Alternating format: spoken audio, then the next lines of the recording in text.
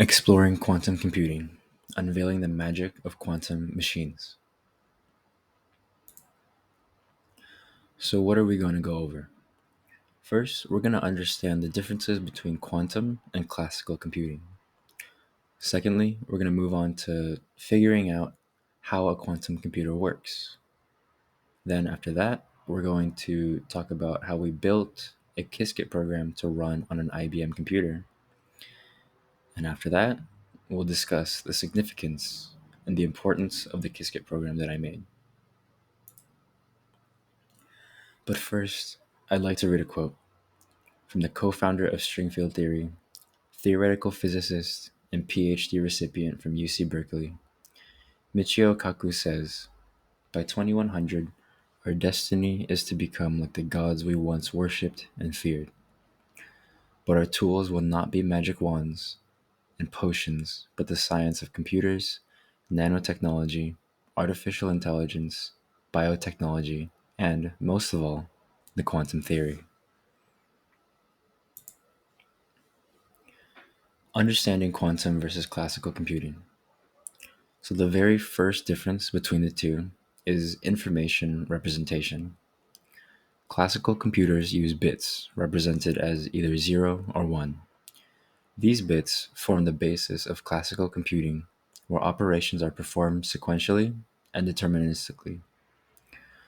Quantum computers, on the other hand, use qubits, or quantum bits, which can exist in states of 0, 1, or a superposition of both states simultaneously. This property allows quantum computers to perform computations on multiple states at once, enabling parallelism, or being able to do multiple things simultaneously, and potential exponential speedups for certain problems, making calculations extremely fast. Onto the second difference: computational operations. Classical computers process data using logical gates, such as AND, OR, NOT gates, which manipulate bits according to fixed rules. Quantum computers use quantum gates, which operate on qubits through quantum operations like Hadamard gates, CNOT gates, and others. These gates exploit quantum properties like superposition and entanglement to perform operations on multiple states simultaneously.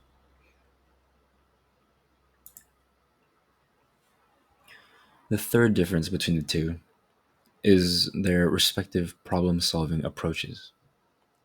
So, classical computers excel at solving problems that require step by step or iterative logic and can efficiently handle many straightforward, direct calculations. They are great for tasks like data processing, classical cryptography, and running algorithms with predictable outcomes. Quantum computers offer advantages for specific problems like factorization, optimization, and searching unsorted databases due to their ability to explore multiple possibilities simultaneously, which we can see in the image on the right. We see that the classical computer goes through the maze one at a time, and if it goes into a dead end, it backtracks back to the main path, and then it keeps going out until it finds another dead end, then backtracks to the main path, and it keeps doing so until it finds its way out. The quantum computer, on the other hand, if there are two paths that split, it will go down both paths at the same time. Quantum computers can solve problems where classical computers would require an impractical amount of time or resources. So, to summarize, I have two lists with bullet points here. Quantum computing calculates with qubits or quantum bits, which can represent 0 and 1 at the same time. Power increases exponentially in proportion to the number of qubits involved. Quantum computers have high error rates and need to be kept ultra cold. Quantum computers are also just well suited for tasks like optimization, problems, data analysis, and simulations. On the other hand, classical computing calculates with transistors, which can represent either 0 or 1, kind of like a light switch when you enter a room. You either turn it on and the light is on, or you turn it off and the light turns off. Power increases in a one-to-one relationship with the number of transistors. Classical computers have low error rates and can operate at room temperature. This plays a part into the next bullet point, where most everyday processing is best handled by classical computers, as of right now. Now, how does a quantum computer exactly work? Okay, so imagine a quantum processor like a tiny wafer, almost like the one that you find in your laptop, but it's smaller. The whole system is bigger, but it's not just a processor that you have to take into account for the whole size. It's actually cooling equipment to keep the tiny processor ultra cold. A quantum computer works with things called qubits, and they're superpowered bits that help the computer run on extra dimensional algorithms. It's like solving puzzles in lots of different worlds all at the same time. Now, superconductors, quantum processors need to be incredibly cold, almost a hundredth of a degree above absolute zero. To get this cold, they use super cool liquids that help certain materials do a cool trick. They let electrons move without any resistance, making them superconductors. Now, when these electrons travel through superconductors, they team up in pairs called Cooper pairs, as you can see on the right hand side. These pairs can move charges even through things that usually stop electricity, like barriers, using a trick called quantum tunneling. When you put two superconductors on either side of a barrier, they make something called a Josephson junction. In quantum computers, we use something called junctions as special parts called superconducting qubits. Now, imagine sending microwave beams at these qubits. It's like pressing buttons to tell them what to do. We can make them remember things, change those things, and then check what they remember.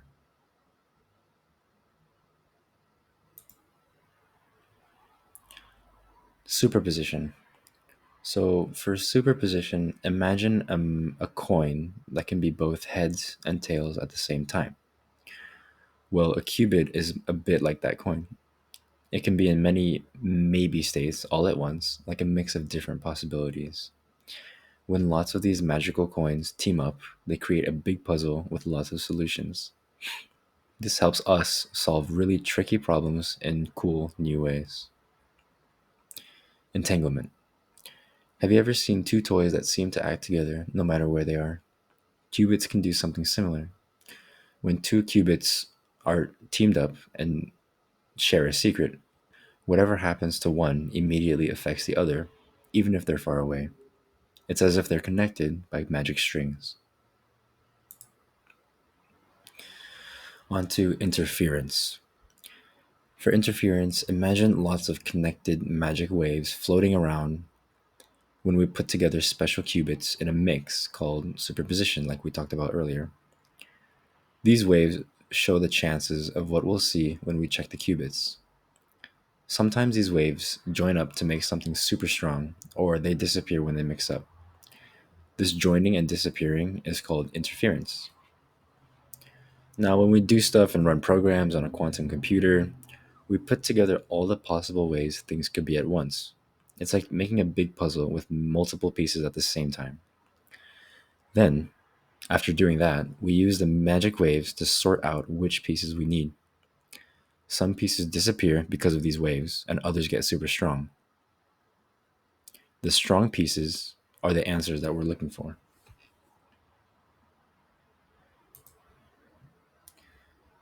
Building a Qiskit program to run on an IBM computer. So, what did I do for my program, and what does my program do? So, I will take a closer look at my code here later, but my Python code utilizes the Qiskit library for quantum computing to create a quantum random number generator. It defines function for counting bits, converting those bits to integers, and then a run function to run the entire program.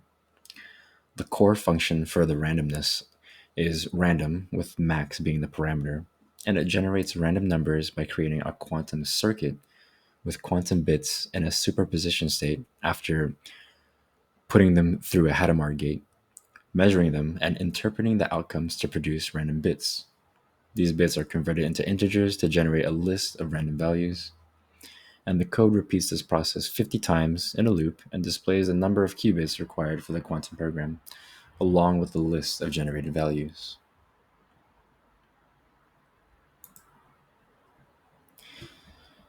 So yes, this Python code is a quantum number generator, random number generator, and it generates a random number of 2 to the x bits in length by using x qubits. So 2 qubits is a 4-bit random value because 2 to the power of 2, and an 8-bit number is 2 to the power of 3, and so on. 2 to the power of 4 to the power of 5 is 32. And we can determine how many bits are required for a maximum integer value via the equation log base 2 of n plus 1. And this random number generation occurs within just a single CPU cycle on the quantum computer. No loops are required. Even though we have a loop, no loops are required. Now here's a breakdown of what each part of the code does. So here we have importing libraries. The code imports necessary modules from Qiskit and config parser. And for function definitions, we have run with the parameter of program, and we have shots and silent. This executes the quantum program using Qiskit and returns the measurement outcomes. It utilizes the Qiskit.execute function to run the quantum circuit on a simulator backend and retrieves the measurement results. Then we have bit count, with value being the parameter. This function determines the number of bits needed to represent an integer value by computing the base 2 logarithm that we talked about earlier, right here. Then we have bits to int, with bits being the parameter. And the function converts a list of bits into an integer using bitwise operations. Then we have quantum random number generation. The random function, with max being the parameter that we talked about earlier, generates a random number using quantum computation. It determines the number of qubits needed based on the number of bits required to represent the maximum value specified. It creates a quantum circuit with qubits in a superposition state and measures them to obtain outcomes. The outcomes are used to generate random bits by comparing them against an average probability threshold.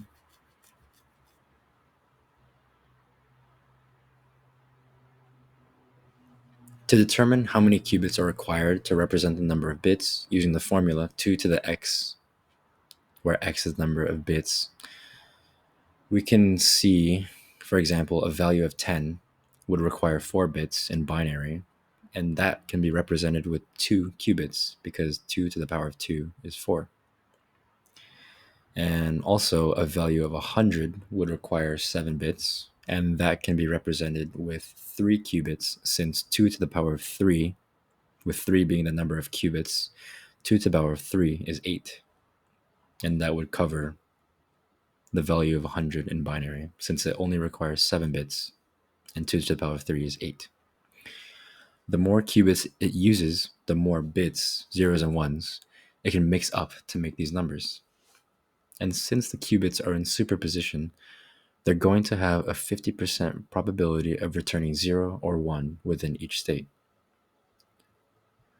We are going to get back 2 to the power of x results with counts for the number of times each combination of 0 and 1s was measured. Now at the very end, we are generating random values. The Python code generates a list of random values between 0 and 100 in this example using the quantum random number generator function random. Then it calls bits to int, and then we append that to the randomized values array or list. When doing so, we have to note that this actually produces a max value of the max bits that can be represented for the specified number.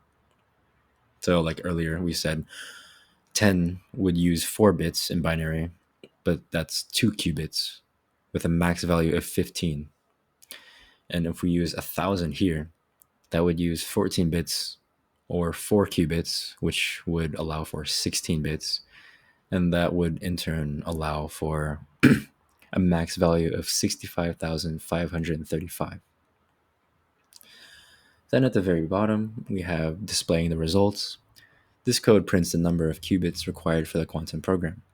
It displays a list of randomly generated values, randomized values, using quantum computations.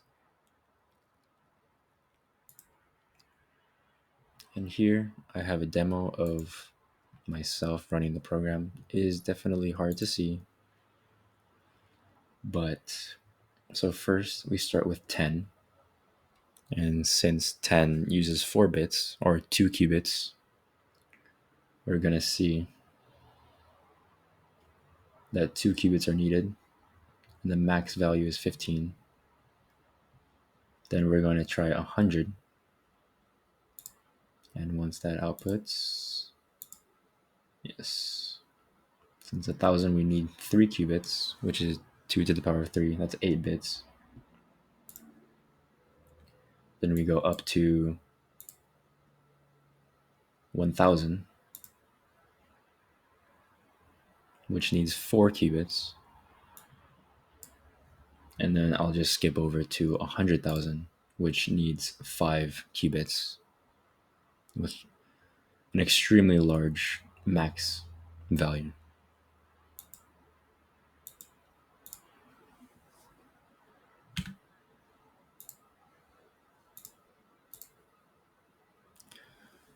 So, onto the significance of this Qiskit program that I made. Why is it so important? So, why would we use a quantum computer to write this type of program, a random number generator, over a classical computer? That's a great question. Well, the first reason is true randomness. Quantum processes like superposition and entanglement create naturally probabilistic outcomes. This means that quantum random number generators can offer true randomness, unlike classical generators that rely on algorithms and seed values, which in theory can be predictable given enough computational power. Secondly, unpredictability. Quantum measurements are highly sensitive to initial conditions and can be highly unpredictable due to quantum uncertainty principles. Classical systems, even with complex algorithms, may have patterns or biases that can be exploited. Quantum randomness, based on fundamental quantum principles, offers a higher level of unpredictability. Parallelism. So, quantum computers can perform operations on multiple states simultaneously due to superposition, which we've talked about multiple times in this presentation. This allows for the generation of a large set of random numbers at the same time, which can be advantageous in cases that require a high volume of random numbers at once, in this case, my program. And lastly, security. Quantum generated random numbers can increase or enhance security in encryption methods.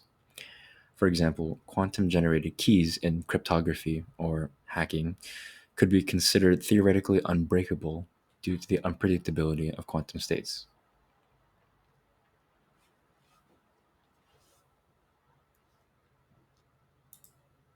Thank you. Have a great rest of your year and Happy New Year.